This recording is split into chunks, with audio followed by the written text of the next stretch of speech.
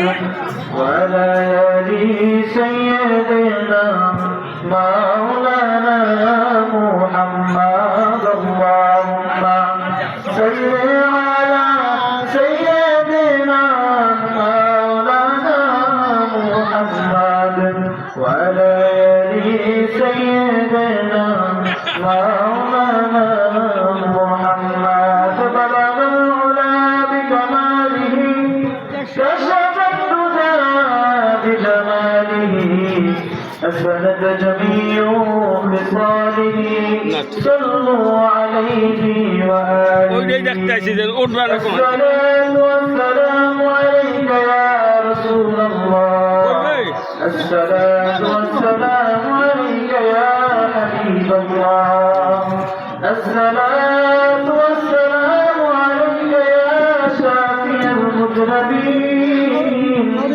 الصلاة والسلام عليك يا رحمة للعالمين شغل كسب جبريل لا إله إلا الله لا إله إلا الله لا إله إلا الله لا إله إلا الله لا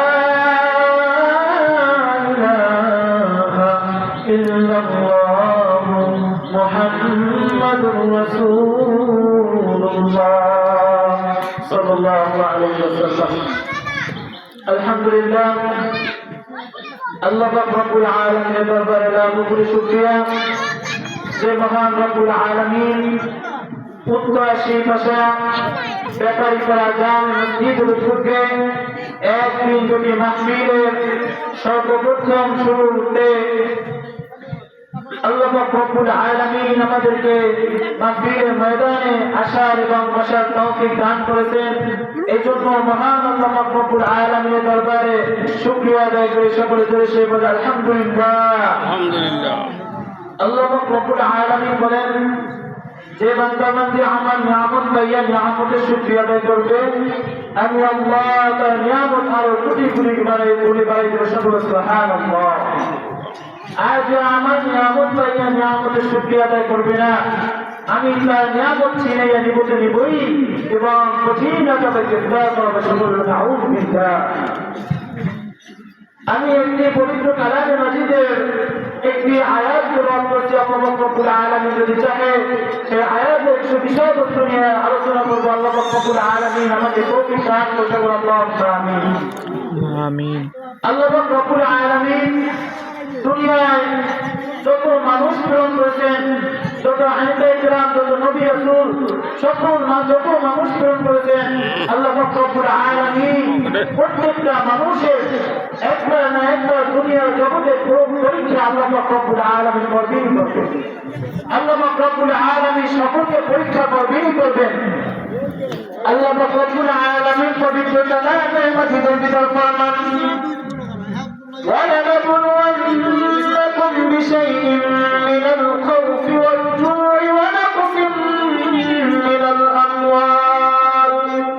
ونقص من الأموال والأنفس والثمرات وبشر الصابرين আল্লাহ বলেন আমি প্রত্যেকটা মানুষকে পরীক্ষা করবই করব কি দিয়ে পরীক্ষা করবেন ولنبلونكم بشيء من الخوف আল্লাহ রাব্বুল আলামিন ভয় দিয়ে পরীক্ষা করবেন কি দিয়ে পরীক্ষা করবেন ভয় আল্লাহ রাব্বুল আলামিন যখন ভয় দিয়ে পরীক্ষা করবেন যখন আল্লাহ রাব্বুল আলামিন ভয় দেখায় তখন কে গরীব কে বড়লোক কে কোটিপতি কারো ভিতরে কোনো তফাৎ থাকে না সকল একত্র হয়ে যায় সকল ঠিক না ঠিক আল্লাহ রাব্বুল আলামিন যখন জমিনের ভিতরে ভূমিকম্প শুরু করে দেন তখন কে বাড়িওয়ালা কে বাড়িওয়ালা কেউ ঘরে থাকতে পারে না সকলেই জমিনে চলে আসে তখন আল্লাহ রাব্বুল আলামিন এমন একটি ভয় দেখান যে ভয়ের কারণে কোটিপতি বাড়িওয়ালা বাড়িওয়ালা কারো ভিতরে পার্থক্য থাকে না সকলে একত্রিত হয়ে যায় এজন্য আল্লাহ রাব্বুল আলামিন বলেন আমি আমার বান্দাদেরকে ভয় দেখিয়ে পরীক্ষা করবো আমি আমার বান্দাদেরকে কি দিয়ে পরীক্ষা করবো ভয় দিয়ে পরীক্ষা করবো আল্লাহ রাব্বুল আলামিন দিয়ে পরীক্ষা করবে। এই জন্য অনেক সময় অনেক বিপদ আমাদের উপর আসতে পারে, অনেক সময় অনেক বন্যা, অনেক সময় অনেক ঝড় আমাদের আসতে পারে। আল্লাহ রব্বুল আলামিন আমাদেরকে অনেক ভয় দেখাতে পারে, কিন্তু সেই সময় আমাদেরকে ধৈর্য ধারণ করতে হবে। কি করতে হবে? সেই সময় আমাদেরকে ধৈর্য ধারণ করতে হবে। যে ব্যক্তি ধৈর্য ধারণ করতে পারবে, ইন্নাল্লাহা মা'আস সাবিরিন, আল্লাহ রব্বুল আলামিন তার সাথে আছে। সকলে সুবহানাল্লাহ। এই জন্য আল্লাহ রব্বুল আলামিন প্রত্যেকটা বান্দাকে পরীক্ষা করবেন। দুনিয়ার যত মানুষ আছে প্রত্যেকটা মানুষকে পরীক্ষা করবেন। আল্লাহ রব্বুল আলামিন বলেন, ওয়ালানাবলুওয়ান্নাকুম বিশাইইম মিনাল খাউফি ওয়াল জু'i ওয়া নাকসিম মিনাল আমওয়াল। পরবর্তীতে আল্লাহ রব্বুল আলামিন বলেন, আমি আমার মানুষদেরকে, আমি আমার বান্দাদেরকে খাবার ক্ষুধা দিয়ে পরীক্ষা করবো। কি দিয়ে পরীক্ষা করবো? ক্ষুধা। আল্লাহ রব্বুল আলামিন মানুষদেরকে ক্ষুধা দিয়ে পরীক্ষা করবেন। হে বান্দা, তুমি ক্ষুধা আছে, তুমি অন্যের মাল চুরি করো কিনা সেটা দেখবেন। এজন্য অনেক অভাবের ভিতরে আছেন, অভাবের ভিতরে পরে মানুষের অন্যের জিনিস আত্মসাৎ করা যাবে না, অন্যের জিনিস চুরি করা যাবে না, কেন যেটা বড় কথা।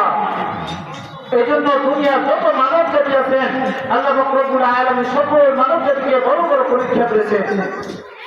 আল্লাহ রব্বুল আলামিন আমাদেরকে ক্ষুধা দিয়ে পরীক্ষা করবেন।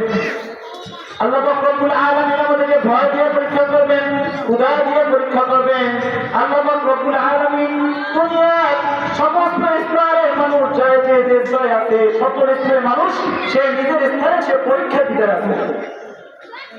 সকল স্তরের মানুষ, যেই মানুষ যেই স্থানে আছে, যে অবস্থানে আছে, সেটাই তার জন্য একটি পরীক্ষা, সেটাই তার জন্য কি একটি পরীক্ষা। হে বড় লোক, তুমি বড় লোক হওয়া মানে, বড় লোক হওয়া মানে তোমার পরীক্ষা। হে গরিব, তুমি গরিব হয়েছো, এটাও তোমার জন্য পরীক্ষা। হে আলেম, তুমি আলেম হয়েছো, এটাও তোমার জন্য পরীক্ষা। হে ডাক্তার, তুমি ডাক্তার হয়েছো, এটাও তোমার জন্য পরীক্ষা। হে গরিব, তুমি গরিব হয়েছো, এটাও তোমার জন্য পরীক্ষা। হে গরিব, তুমি গরিব হয়েছো, এটাও তোমার জন্য পরীক্ষা। আল্লাহ রব্বুল আলামিন দুনিয়ার সমস্ত স্তরের মানুষকে বিভিন্ন রকমের বিপদ দিয়া, বিভিন্ন রকমের সমস্যা দিয়ে আল্লাহ রব্বুল আলামিন পরীক্ষা করবে। আল্লাহ রব্বুল আলামিন যেই পরীক্ষা যে পাস করতে পারবে, যে ধৈর্য ধারণ করতে পারবে, সেই একমাত্র পাস করবে। সকল ঠিক হয়েছে। এই জন্য আমাদের জীবন চলার পথে অনেক বিপদ আপদ আমাদের উপর আসতে পারে, তখন আমাদের কি করতে হবে? ধৈর্য ধারণ করতে হবে। নবী আলাইহিস সালাতু ওয়াস সালাম আল্লাহ রব্বুল আলামিন অনেক বড় বড় পরীক্ষা করেছে, অনেক বড় বড় পরীক্ষা করেছে। নবী আলাইহিস সালাতু ওয়াস সালাম তার ঘরের অবস্থা এমন খারাপ ছিল যে পুরো সমগ্র দুনিয়ার যিনি সৃষ্টি না হলে সৃষ্টি হতো, দুনিয়ার সমগ্র কিছুই সৃষ্টি হতো না। নবী আলাইহিস সালাতু ওয়াস সালাম যদি সৃষ্টি না হলে পুরো সমস্ত দুনিয়ার কোনো কিছু সৃষ্টি হতো না। যিনি সমস্ত নবীদের সর্দার, যিনি সর্বশ্রেষ্ঠ নবী, যিনি সর্বশ্রেষ্ঠ মানব, তার ঘরের অবস্থা কত খারাপ ছিল। আল্লাহ রব্বুল আলামিন তাকে কত পরিমাণ পরীক্ষা দিয়েছেন। তার ঘরের অবস্থা এত খারাপ ছিল। একবার নবী করিম সাল্লাল্লাহু আলাইহি সাল্লাম সফর থেকে ফেরার সময় তিনি তার মেয়ে ফাতিমা করে দিলেন, তার মেয়ে ফাতিমা করে গেলেন। নবী আলাইহিস সালাতু ওয়াস সালামের সর্বসময় একটি অভ্যাস ছিল, তিনি যখন সফর থেকে ফিরতেন তার মেয়ে ফাতিমা রাদিয়াল্লাহু তাআলা আনহা এর পরে কিছু সময় অবস্থান করে যেতেন। তার মেয়ে ফাতিমা করে কিছু সময় অবস্থান করে যেতেন। একবার নবী আলাইহিস সালাতু ওয়াস সালাম সফর থেকে ফিরে যাওয়ার সময় তার মেয়ে ঘরের সামনে চলে গেলেন। মেয়ে ঘরের সামনে চলে যেয়ে দরজা দিলেন আর দিলেন, হে মেয়ে, হে আমার মা, দরজা খোলো। এই কথা বলার পর ভিতর থেকে কোনো শব্দ আসতেছিল না, ভিতর থেকে কোনো আওয়াজ আসতেছিল না। নবী আলাইহিস সালাতু ওয়াস সালাম আবার ডাকতে বলেন, হে মেয়ে, হে মা, দরজা খোলো। তারপরেও তার কাছে ভিতর থেকে কোনো আওয়াজ আসতেছে না। পরবর্তীতে আবার বলতেছে, হে মেয়ে, হে আমার মা, হে ফাতিমা, আমি কোন দোষ করেছি, কি এমন দোষ করেছি যার কারণে তুমি দরজা খুলতেছো না? তখন নবী করিম সাল্লাল্লাহু আলাইহি সাল্লামের মেয়ে ফাতিমা রাদিয়াল্লাহু তাআলা আনহা ডাক দিয়া বলেন, হে বাবা,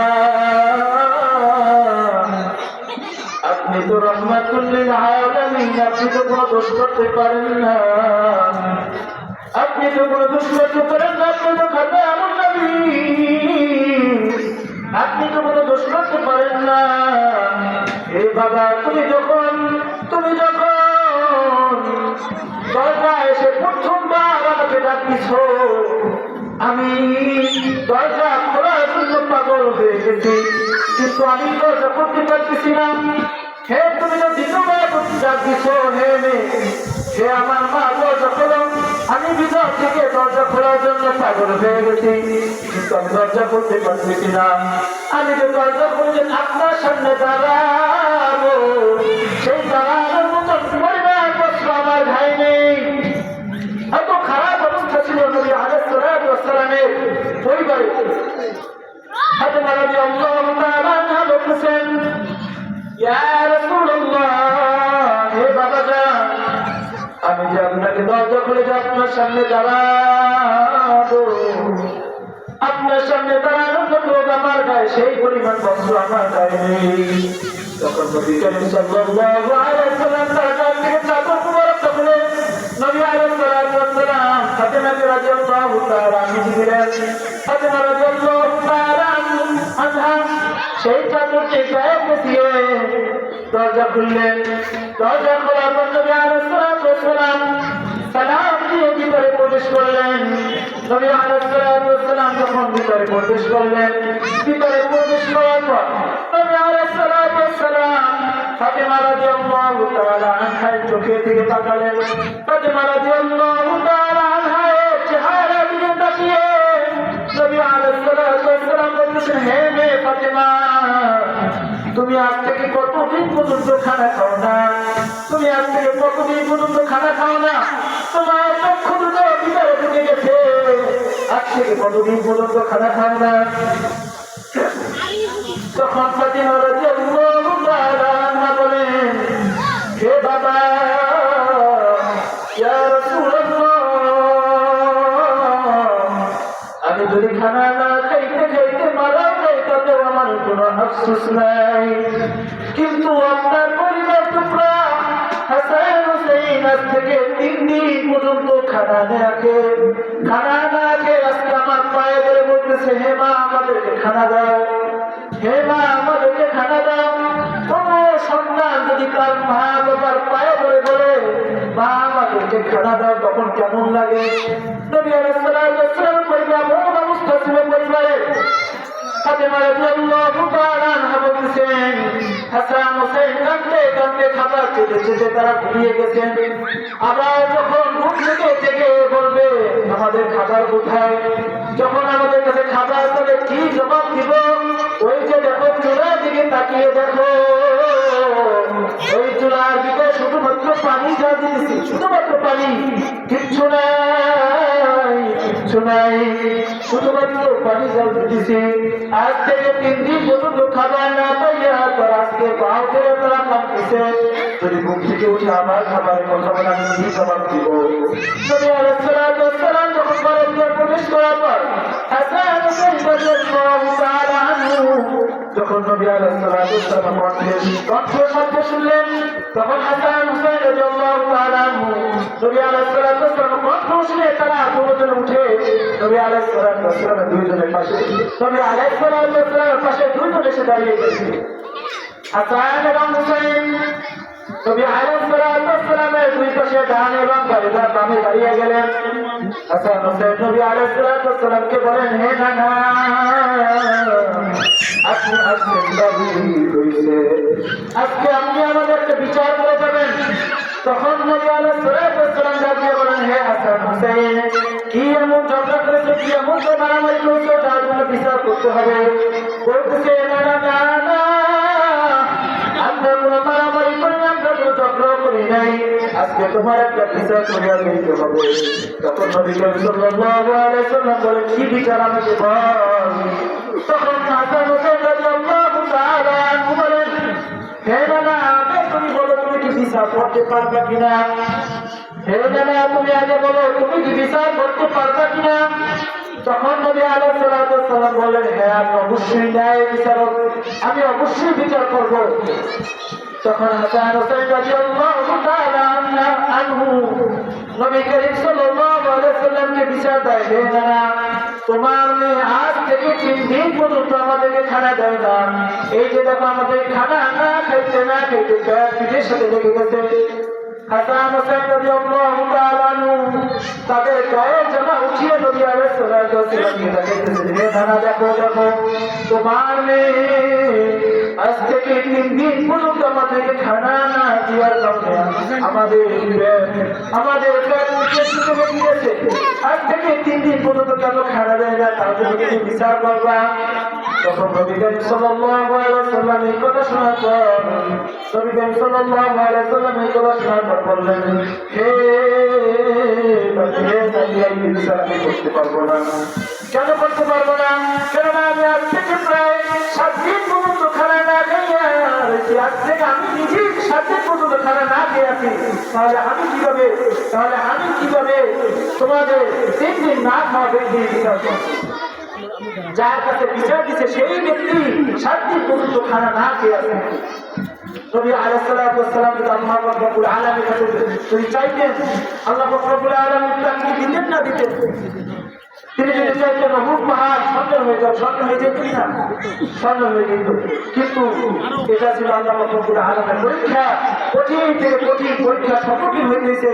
এজন্য আমাদের দুনিয়া চলার পথে অনেক বড় বড় পরীক্ষা আসবে।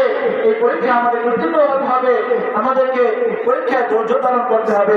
আল্লাহ রাব্বুল আলামিন বলেন, ইন্নাল্লাহা মা'আস সাবিরিন, যে ব্যক্তি ধৈর্য ধারণ করে আমি আল্লাহ রাব্বুল আলামিন তার সাথে আছি। সুবহানাল্লাহ।